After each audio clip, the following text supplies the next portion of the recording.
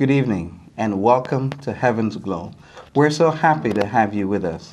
Today we have two very exciting young people, and I know you will love to meet them. Here we are. Young lady, what is your name? Kaliya. And young man, what is your name? My name is Kai. And where do you live? We live in Orlando, Florida. And so what brings you to Bermuda? To see our grandparents. To see your grandparents. Do you come to Bermuda often? Yes. I've been going for 6 years, and she's been coming since she was 2. Wow, that's very exciting. Now, where do you go to school in Orlando? Orlando Junior Academy. Now, and what grade are you going into, Kai? 3rd grade. And Kaliya, what grade will you be going into? 1st. And is that a Seventh-day Adventist school? Yes, it is. Now, what are some of the things that happen there at Orlando Junior Academy so you know it's a Seventh-day Adventist school? So we have to get to school early, which I like about that because I like starting my day off early with Jesus.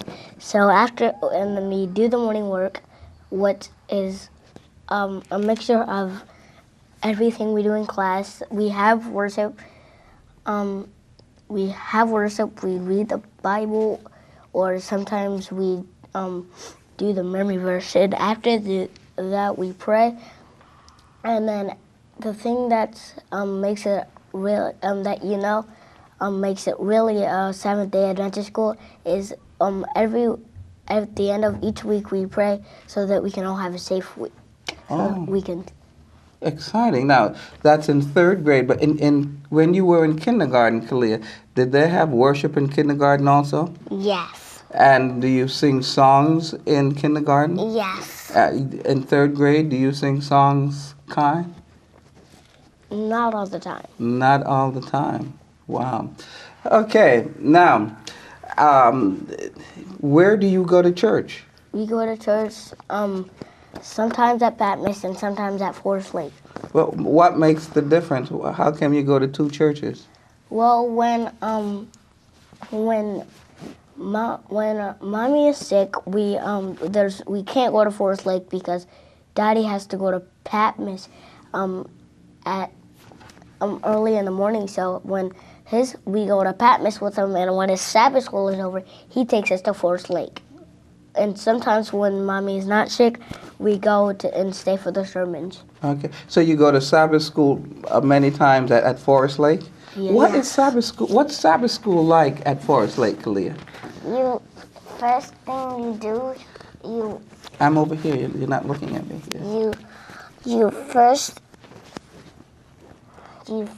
They first sing songs, and then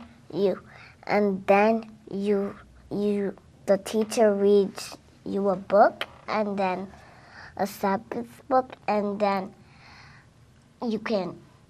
it's snack time, and then if your parents is not there, then you can stay and then play with the toys. If your parents is there, and if their church is not done, you can go to their church, and then if the church is done, you go home. Is that what happens? Are you in the same Sabbath school class? No, I'm in first through 4th primary. So what happens in your Sabbath school class? Well, first we get there. I'm mostly there early, so I wait a little bit, and then we sing some songs. Then we watch we do the memory verse. Then we read the lesson. Then we watch the video of the week, and then after that's done, you go to craft. You do some crafts.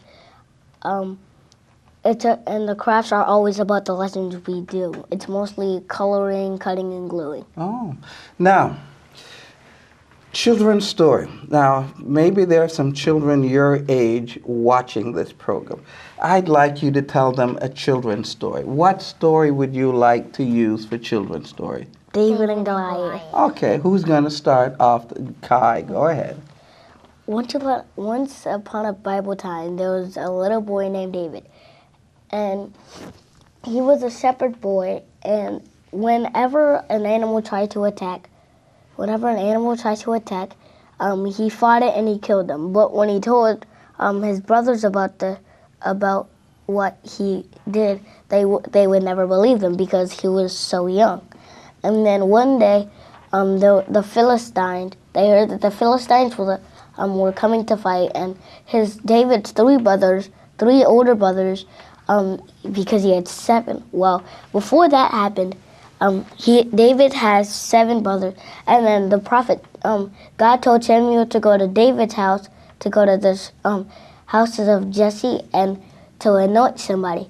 And when he went to anoint somebody, he looked at all those 7 brothers because David wasn't there.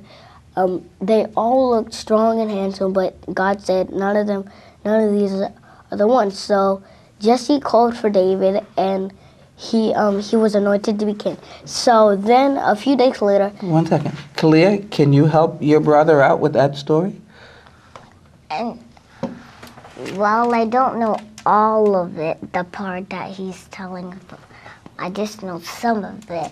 And then We're in the middle. And then a few days later, then Jesse went and he heard about the Philistines, and he sent his 3 older sons to go and fight the giant. But they saw how big the giant was, and he challenged them to see if anyone to send out their strongest man, which was Eliab, and the oldest of the 3 brothers. How do you remember that name? From the movie we watched on Saturday night. Oh, okay. Saturday night. All right. Okay. Go ahead. But none of the 3 brothers or the soldiers wanted to fight. So Jesse sent David to some food with the brothers, and then he gave them, and then he told the brothers that he wanted to fight, and they all laughed at him. So he went to King Saul. King Saul said no at first, so he stayed with them for 3 nights, and then King Saul finally said yes. And then when David went out, everybody got scared, and then King Saul he had not sent the boy. So when he got his slingshot out, and he put a stone in it, and with the help of God, he swung it, and then he hit Goliath, and Goliath fell down face first, and Goliath died, and they all cheered for David. Wow. Now, do you think God will help children do you think God would help children now like he helped David back then Bible time? yes. Can you think of a time that you prayed for something and God answered your prayer and said yes? Can you think of anything like that, Kaliya? Yes. Can you tell us what something you prayed for and God said yes? Well, one day I prayed that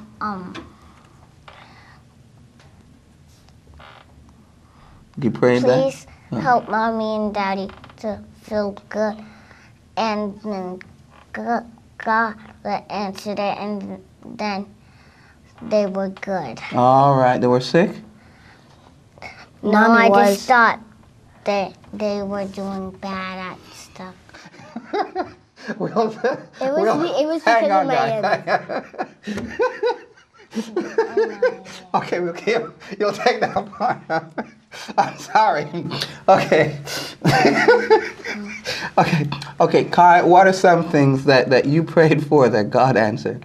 When we back in Orlando last year, I prayed that I would get a bow and arrow like the ones on the commercials. Yeah. And while we were here in Bermuda, he answered it and I got my bow and arrow. Very good. All right, Kai and Kaliya, thank you so much for coming on. By the way, you saw their last name, Kai and Kaliya Smith. And Kai and Kaliya, they are my grandchildren. I have 3. My son has 3 children, and these are 2 of the grandchildren that I have. And so thankful that you come to Bermuda every summer. Yeah. And so we're happy that you were able to appear on Heaven's Glow. And next year, Caleb will be coming. You'll be coming again next year. That is correct. And Caleb. Yes. We will be right back with 2 other guests.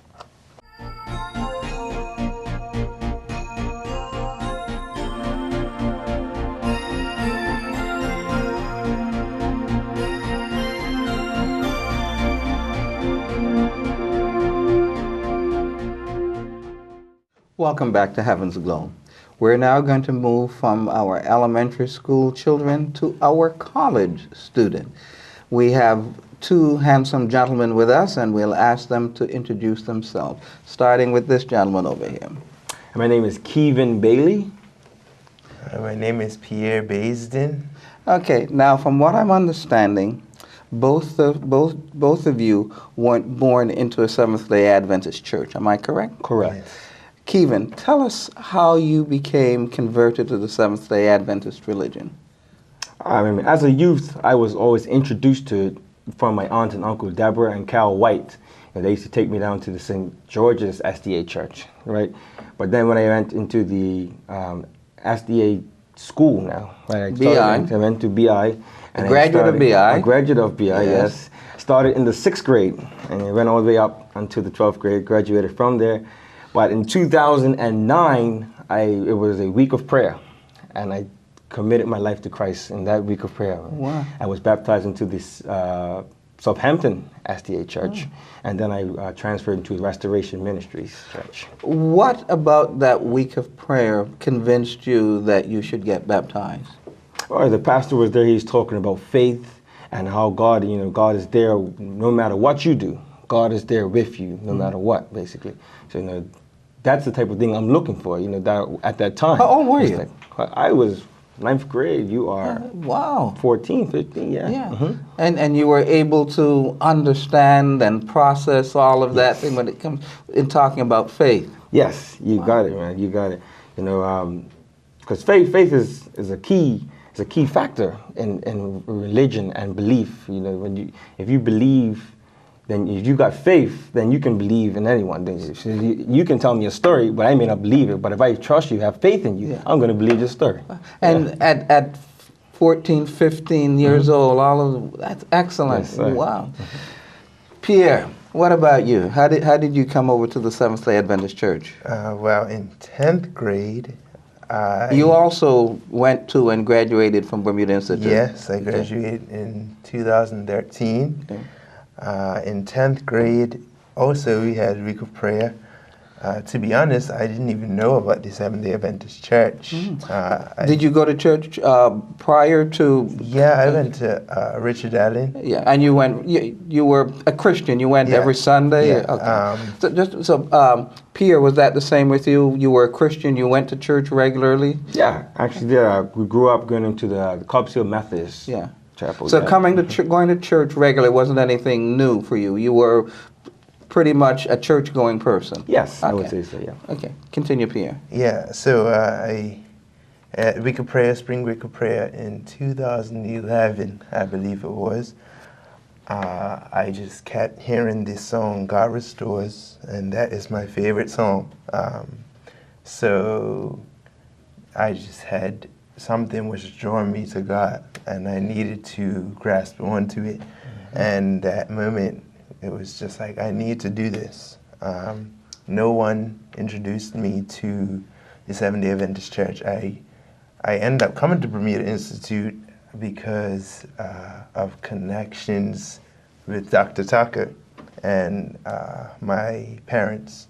So that's how I got linked to Bermuda Institute, but I still had no idea what the Seventh-day Adventist Church was. I was confused. What grade was that you entered Bermuda Institute? 9th grade. 9th grade. Yeah, and I was confused because I didn't know people went to church on Saturdays, So, but, I'm glad that I switched over, and it was a really good change for me.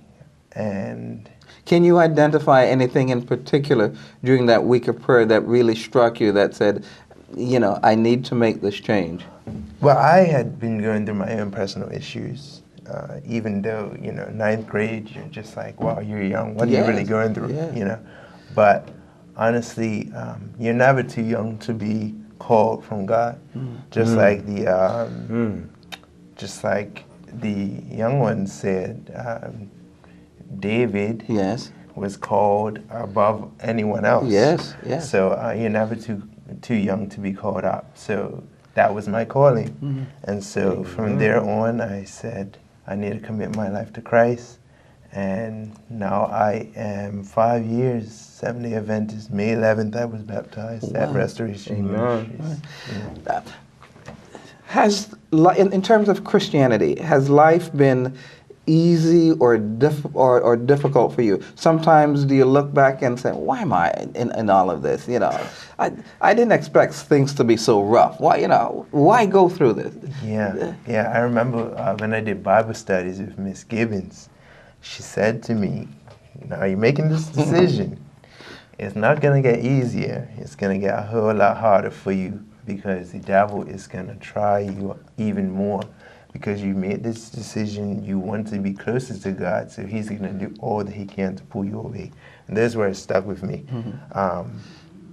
because I can see it now. I can see, now I'm 22 years old, I can see that the devil is going to continue to work hard. Even though I was 16 or 17 when I was baptized, you know, he was just easing into it. And as I got older, he is throwing even bigger distractions and harder things into my life to try and take me away from God. But as long as I keep my eyes on God, I'm good, you know?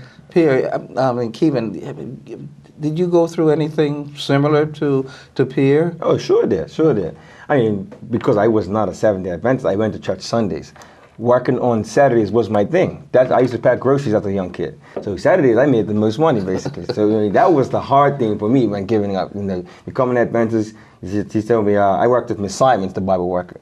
And she told me, there's no working on Saturdays. So I was like, oh, man. That's my big money days, basically, right? So that was the big transition for me. But then, when you give the little bit that you do to God, you know, he will ritually bless you with what you give to him, basically. Yeah. It's interesting hearing young people your age talk about your faith. Now, let me ask you maybe somewhat of a difficult or interesting question. The church, the Seventh-day Adventist Church, do you find, and now you attend what, by the way, you attend what college? Oakwood University. And you? I'm at Oakwood as well. As you talk and see your friends, many of whom are Seventh-day Adventists, do you find that maybe the church is or is not meeting the needs of young people your age? Well, to be honest, I feel as if Restoration in Bermuda is great at reaching young people. That's the only church that I could actually say that I've attended where I'd feel comfortable as a young person. As I'm away in school, it's a whole different ballgame. In what way? At Oakwood University, you have AYS, and that alone is something that could pull anyone. You can be as young as a baby and still feel something. I don't know what it is, but that, just being in that environment of Oakwood University, and then you have Madison Mission, and then you have Fresh Church. That all three of those churches in Huntsville are just amazing, and they allow you to express yourself as a young person. They have no boundaries, but I feel as if in Bermuda there are boundaries. So that you're feeling too, Keevan, in terms of boundaries? Yeah, I would say so. I mean, the youth nowadays, everything's music, right? So you go to some of the Adventist church, they're kind of stuck on hymns. You know, open the hymnal, let's sing hymn 1, 2, 3, basically. You know? So I mean, that's not appealing to youth nowadays. Oh. You know, youth are going more to upbeat, you know, jump around type of music. Praise the Lord, you know, clap your hands. You know, but I would say that's what draws the youth's attention. Music is a key point. No matter how it is. I mean, yes, the word is good, but they're first drawn by the praise and worship. Yeah. I mean, that is, like, I would say, one of the key points. And when you come to Huntsville, music is a big thing in churches out there. You know. Wow. Now, your major. What is your major, Pierre, and then Keevan? What is your major? Well, I'm majoring in English, and professional writing, and I'm minoring in psychology. And you chose those two areas. Why? Well, I plan on going to law school once I finish at Oakwood. So, I was just trying to get started, put myself in a position where I am preparing to read and write a lot. So then when I get to law school, it's a breeze. Even though you didn't bring any of your poems or short stories with you today, you've been pretty prolific in terms of writing. At Restoration, you would always have a word in terms of stories or poems to share. How did that develop, especially in terms of writing poems and stories that would draw one to Christ? Well, to be very honest with you, I did not start to write until I became a Adventist. So Miss Hetzberger, she was my teacher at Bermuda Institute. She was my creative writing teacher. She said, I need you guys to write something. And I wrote this poem. My first poem that I wrote was called Almost. I remember that. And from there on, I just kept writing and writing. And it's nice to be able to express myself with poetry and show that, because I cannot sing, I cannot sing. So the fact that it's nice to know that there are other ways that I can show how much I love God and how much I love being in the church and how much of a struggle it is to be a young Christian young man. Okay. Yeah. Keevan, in terms of your major that you're taking, what is your major and what do you plan to do with it? Well, my major is civil engineering and mathematics right now. Yeah. Wow. I do plan to go into the structure side of it, so I do want to build buildings, bridges, skyscrapers, those types of things. I do plan to come back to Bermuda, but if I get the opportunity to work in the U.S., I'll snatch it up, get the experience, because, experience is everything nowadays. So I do plan to come back, with my mathematics side, I do plan to go into like the insurance sector of things, maybe. So maybe when I retire, I can retire in easy work instead of the hard work, basically. Yes. Now, you are involved in church. While Pierre says he cannot sing, you are involved musically. Yes. Share, what are you involved in? I'm involved in Restoration's praise team right now. What's it? 4 years now. 4 years ago, 4 or 5 years ago, we put together a youth choir at the Restoration Ministries. I was actually the director of it. Yeah, we had a youth choir. We had youthful praise. We called ourselves, and we did many different ministries. We ministered at many occasions also, and it was all the youth, not just a Restoration youth. It was island-wide youth of SDA believers, basically. Yeah. Now, as we come towards the end, tell me, how do young people, 20, 21, 22, 23, college age young people, what is the best way maybe to witness to others who may not be Seventh-day Adventists? Do you go around and say, listen, you need a Bible study? What do you do? What's the best way? Well, personally, I don't like to be forced. I've been in situations where someone would try and shove God down my throat. And that's not the way. Define that for me. Shove God down your throat. If they see me doing something wrong, they would look at me and make me feel as if I'm a terrible person, instead of encouraging me to do better. A person could, call me out or shade me in any way, and that's not a comfortable feeling. Yeah, that's a term, folks, I've never heard. Embarrass you? Okay. Yeah, that's not a good feeling, So I'd say, ease your way into someone, ease God into someone's life. Like you shouldn't have to force it into them. And if they make the decision to get close with God, then that's great. Another star on your crown. But you can't force someone. That's not the way that it should go. Okay. Keevan, what's one of the best ways to witness? Lead by example. You can tell them, come to church, man. But the best way you can do, someone that's struggling, be there for them. See, lead by example. They see you going to church, eventually they're going to come to church also, man. You know, they say words, you know, actions speak louder than words, man. You say, look, God's going to do this, God's going to do that. Be a living testament, man. Share your testimony. Everyone has to go through a test to tell a testimony, basically. And a lot of us have been through tests and can share. Even a simple testimony God has provided food for you in 1 week. Could change someone's outlook on God and bring them closer to God. You know, leading by example shows them that you're not just talking, basically, you know. You can be a living example, basically, just by being there for them, right? And not just saying, come to church, come to church, come to church, but you're saying, you know, watch how I go to church, basically, right? I go to church, I get a blessing, I'm in a great mood. You don't always have to be down about everything, basically. When you get in God's presence, that's when your spirits are uplifted, and they see you in that spiritual realm, and they want to be there also, man.